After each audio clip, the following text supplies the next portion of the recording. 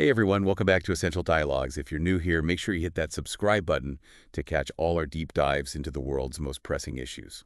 Today, we're diving into something pretty exciting, the potential of investing in Ethiopia.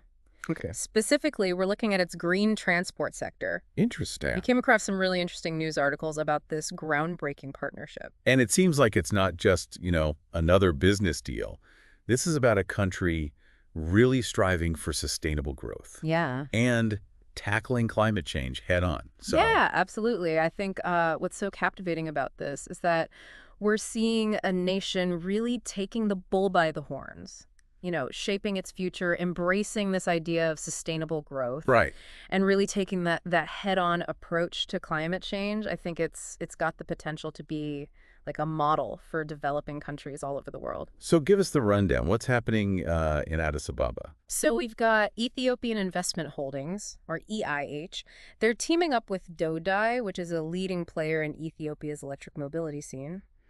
And they're focusing on setting up this network of battery swap stations, Okay. primarily for electric motorbikes. Wait, so they're swapping batteries instead of having like charging stations? Exactly. It's a completely different approach. Yeah, that is totally different. And think about it. Addis Ababa, it's a city that's like constantly in motion, everyone's on the go.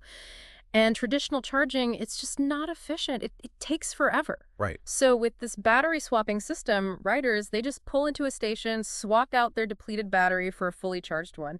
It takes like minutes. It's like, grabbing a coffee, you're in and out, you're ready to go. So it's all about that speed and convenience, Exactly. which makes perfect sense in a busy city like that. Yeah. But how does this battery swapping thing fit into the bigger picture of Ethiopia's green goals? This is actually a key element of Ethiopia's climate resilient green economy strategy.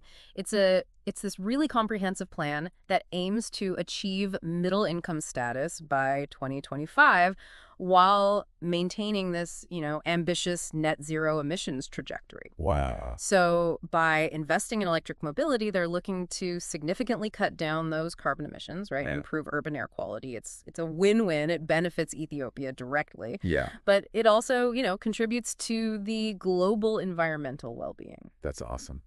What's the scale of this project? Oh, it's pretty impressive. I mean, Okay. they're aiming for 100 battery swap stations in Addis Ababa Wow. within just 12 months. Okay. And then they plan to expand that to 300 stations over the next 3 years. And this expansion, it even includes the new Sheikher City development, it's a pretty big deal. Yeah. It really demonstrates this strong commitment to transforming urban transport. So this is obviously fantastic for the Yeah. environment. But let's talk about, the economic side of things. What kind of what's the potential for investment here? That's a crucial aspect, right? This isn't just about green tech. We're talking about building a whole new economic ecosystem.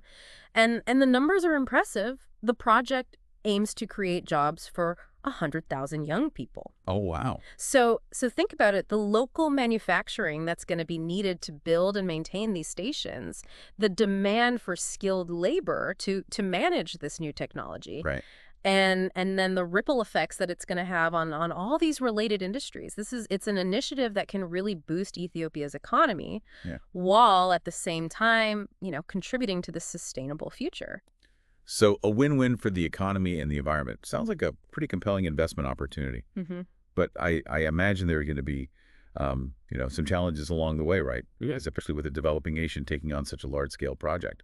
Of course. We got to be realistic about the potential hurdles, right? Things like putting in place regulatory frameworks that can keep up with this constantly evolving technology, making sure that the power grid is stable enough to handle this increased demand. And then, that's a big one, encouraging public adoption of this new system, getting people on board. Yeah.